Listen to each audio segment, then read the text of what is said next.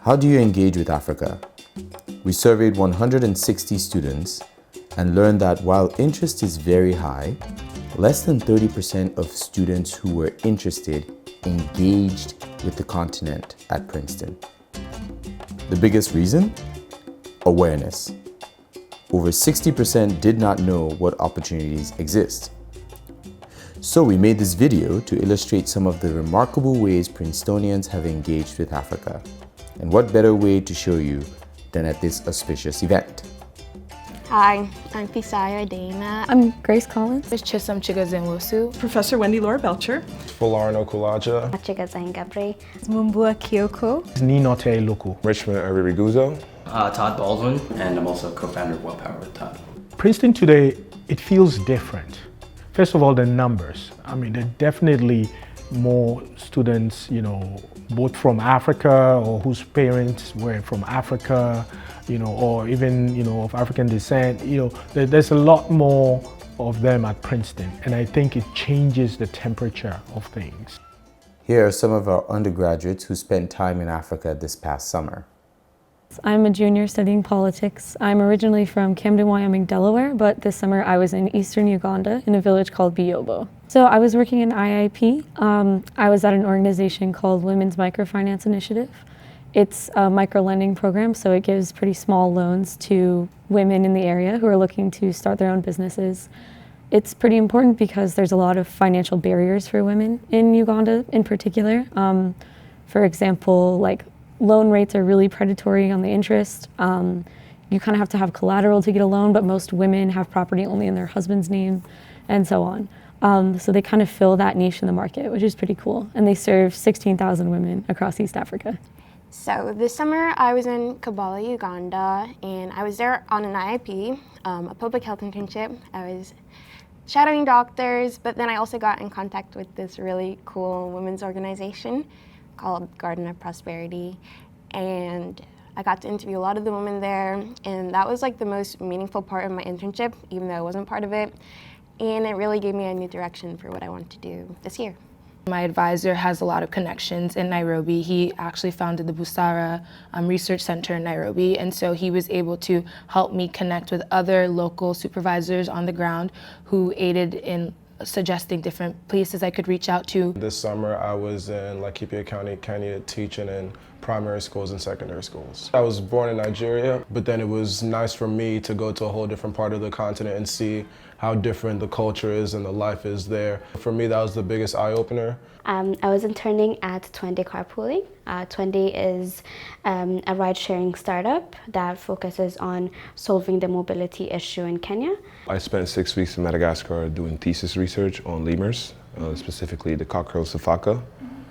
I got connected with the opportunity through the Department of Ecology and Evolutionary Biology, also known as EEB. This past summer, I went to the University of Ghana, Legon. During the semester, I took courses in computer science, history, philosophy, and dance. We actually started the company in December of 2017, I guess if you want to call that a start.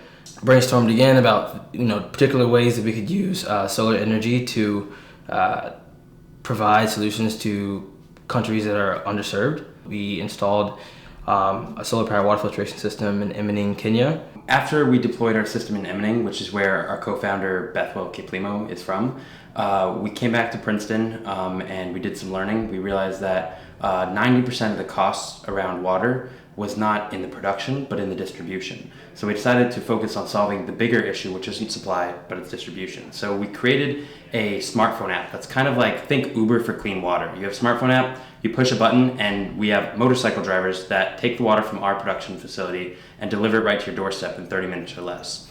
Princeton's illustrious faculty study Africa across a wide range of disciplines. I grew up in Ethiopia and Ghana, two places with such incredible intellectual riches and long literary cultures that it inspired me to spend my life studying African literature.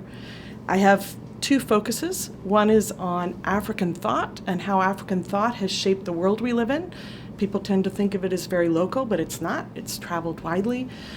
People think about, often they'll talk about England's effect on Ghana, but not say Ghana's effect on England. So I'm really interested in talking about those intellectual histories. Another thing that's really wonderful about Princeton is we have really extraordinary Africanist faculty. It's even hard to name them all. There are so many of them. My colleague Simon Gakandi in English is the top African literary critic in the world. He is the best critic there is on African literature. So that's really something for me to call him my colleague. We have Chika Okeke-Ogulu, who's all over the world, hosting, curating exhibits, and so on and so forth. We have Sanyu Mojala, who's an extraordinary sociologist who looks at HIV on the continent, but also in the United States. She does these amazing comparative projects. Jacob Delamini works on environmental histories, Emmanuel Crikey likewise in history. We have Rob Nixon and Anne McClintock, two extraordinary scholars of African literature also, as well as environmental issues and so on. So we have really something quite unusual here at Princeton, and having a lot of African faculty and also having a lot of African heritage students who really bring a deep knowledge. Sometimes they feel like, no, I grew up in the US, I don't know that much, but then when you start teaching them, they're like, oh yeah, I remember my grandmother told me that. I heard those words, I did that. They actually do have advantages in doing this kind of research, and that to me is something really wonderful about Princeton, is to see these students do this kind of research. This summer, the Impala Research Center celebrated its 25th anniversary. Located in the heart of Laikipia County in Kenya, the research facility is operated as a partnership involving Princeton University, the Smithsonian Tropical Research Institute, the Kenya Wildlife Service, and the National Museums of Kenya. Throughout the year, Princeton faculty, researchers, and students from ecology, engineering, African studies, and visual arts, among others, visit the property to research topics in both human and wildlife populations. Some topics include natural history of mammals, biology of African animals, tropical agriculture and land use, as well as intersecting dynamics. 25 years of Impala is evidence of how far Princeton has come in building its relationship with the continent. The Princeton community looks forward to more avenues to enhance academics, research, and professional opportunities on the continent. A few graduate students tell us about their original research projects. I'm a fourth-year musicology student in the PhD program here at Princeton.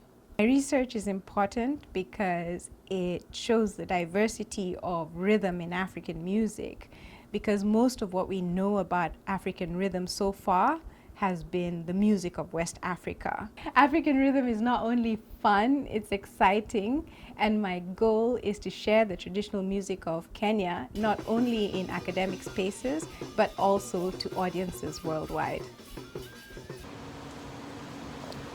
Hi, my name is Ingrid Lau. I'm currently a third-year PhD student in the history and theory of architecture.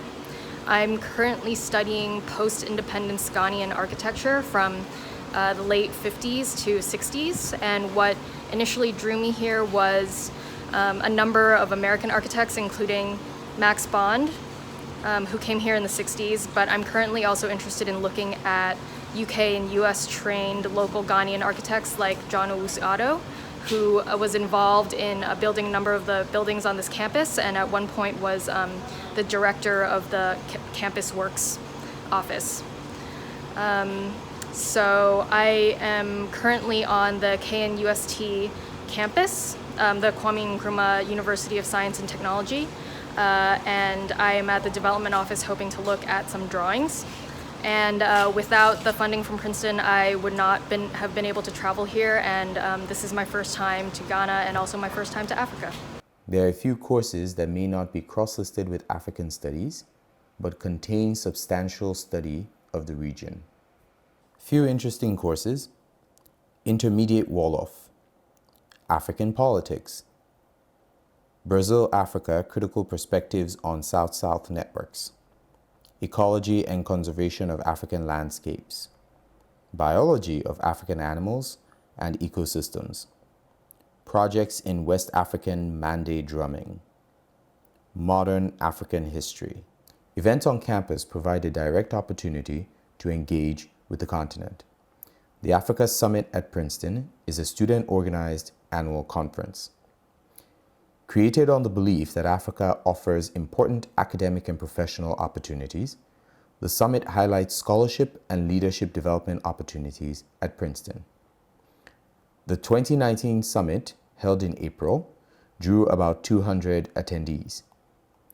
Featured panels included peace and development in the Horn of Africa, economic integration and free trade, gender and diaspora, and technology innovation.